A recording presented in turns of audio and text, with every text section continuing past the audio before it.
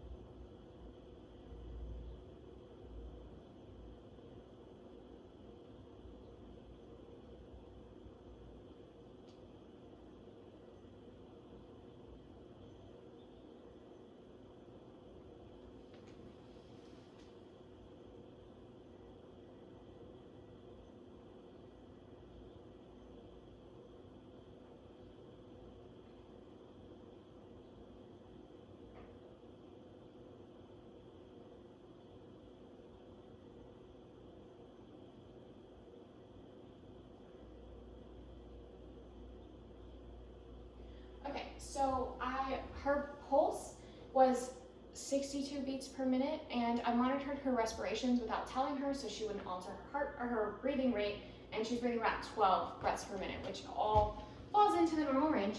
I'm going to take her blood pressure next, and I start by locating her brachial pulse.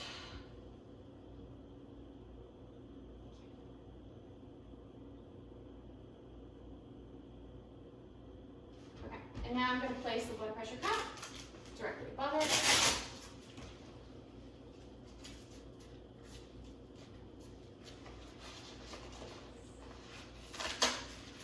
Is that too tight? No, I'm good. Okay. So first I'm going to pump up the cuff so that it includes her radial pulse.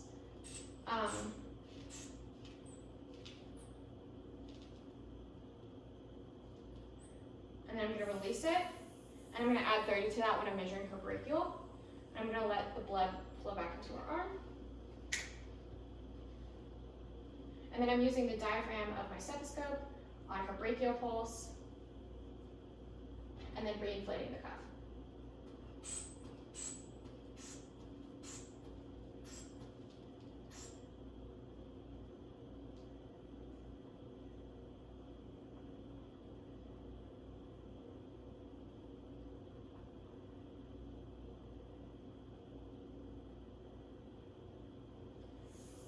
Okay, her blood pressure was 108 over 58, which falls into the normal range, which is 120 over 80. So now I'm going to do your abdominal assessment. If you would lay down and then pull your shirt up for me.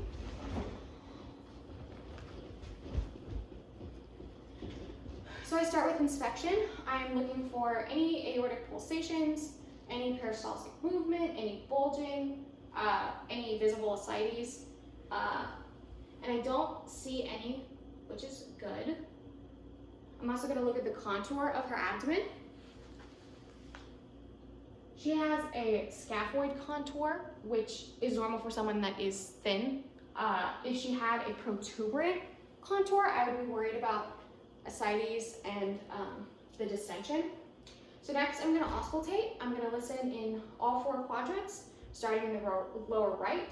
And I'm going to listen for a minute in each quadrant, listening for high-pitched pinging, which is her bowel movement sounds.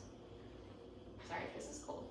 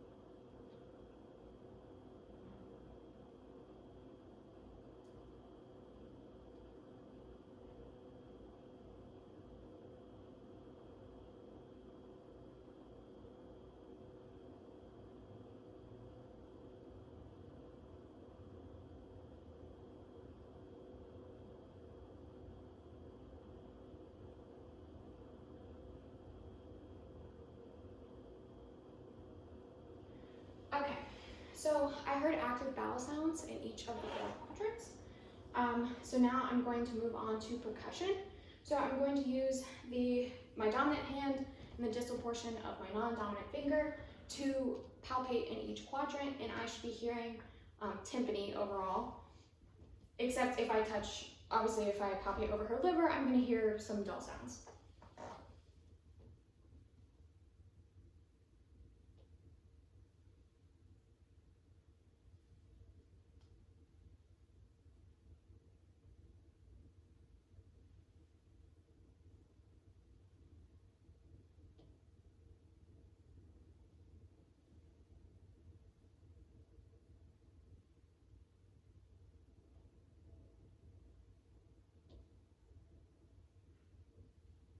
Okay, so timpani I heard in all 4 quadrants, and now I'm going to use blunt percussion on her costovertebral angle.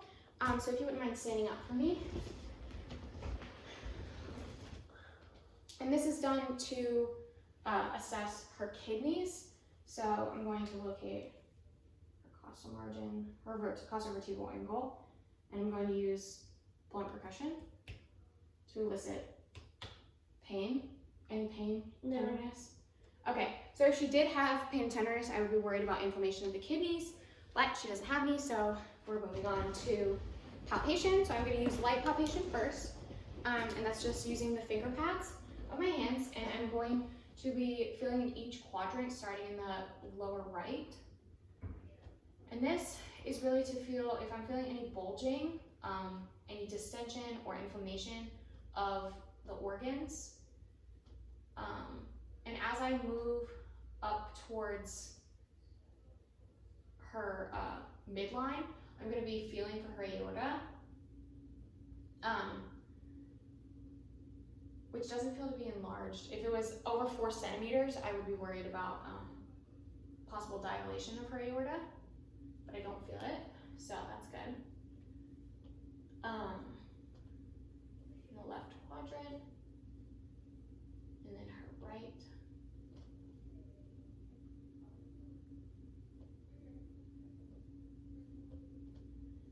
And then I'm going to use deep palpation with both of my hands.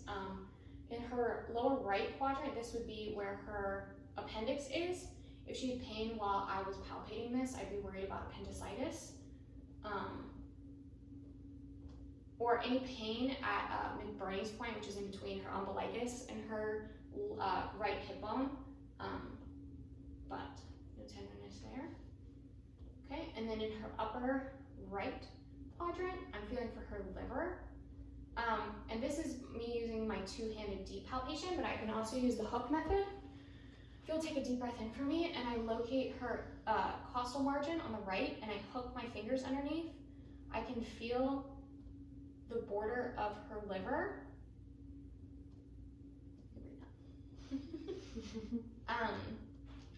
Which isn't eliciting any of Murphy's signs, which is where she would stop her inhalation, which would indicate that she has gallbladder inflammation.